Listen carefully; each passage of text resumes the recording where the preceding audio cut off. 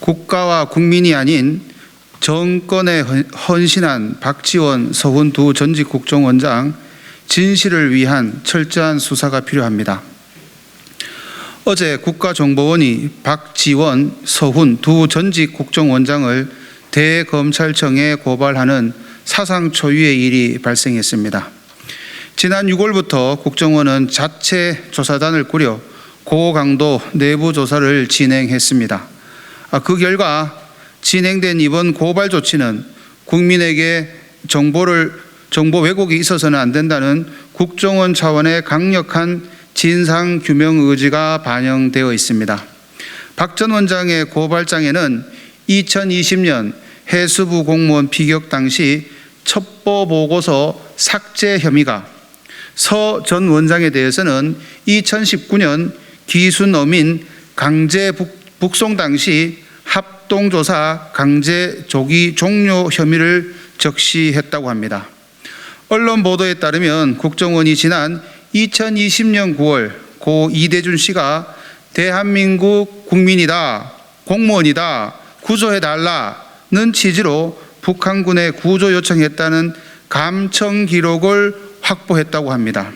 이는 월북이 표류 상황으로 유추될 수 있는 너무나 강력하고 명백한 증거였습니다. 그럼에도 박 전 원장의 지시로 당시 국정원이 월북 가능성과 배치되는 대목들을 보고서에서 삭제했을 가능성이 있다는 것입니다.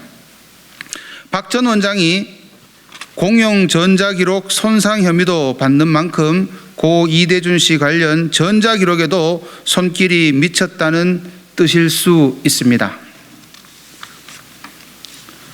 그리고 서 원장은 통상 보름 이상 소요되는 탈북 합동조사를 이례적으로 서둘러 마무리하며 납포한 기순 어민을 5일 만에 북속시킨 바 있습니다. 어제 국민의힘 해수부 공무원 피격 사건 진상조사 TF는 조사 결과를 한 개인에 대한 조직적 인권 침해이자 국가폭력 사건이다 라고 발표했습니다.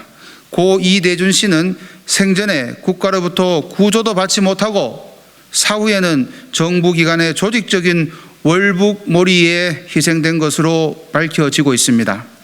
또 TF는 활동 중 헌법상 명백한 대한민국 국민인 귀순 어민을 북한에 북송 요구도 전에 이례적으로 짧은 조사 후에 강제 송환한 바를 밝혀내기도 했습니다. 당시는 문재인 정부가 북한의 김정은 위원장에게 부산 한아세아 특별정상회의 참석을 요청했던 때였습니다.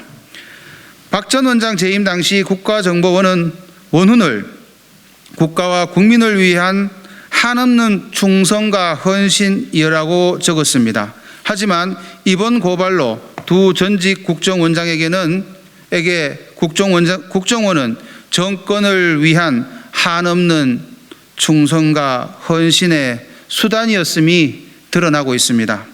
석연치 않은 우구심과 숱한 의혹은 대부분 진실이 왜곡되었을 때 일어나기 마련입니다. 더 이상 국민을 속이고 여론을 호도할 수 없기에 늦었지만 진상규명을 위한 노력이 시작되고 있습니다. 국민의힘과 윤석열 정부는 진실을 밝혀 자유 대한민국을 지켜내겠습니다. 그리고 여전히 고통받고 있는 고 이대준 씨의 유가족들과 고인의 명예를 회복을 위해 끝까지 함께해 나가겠습니다. 감사합니다.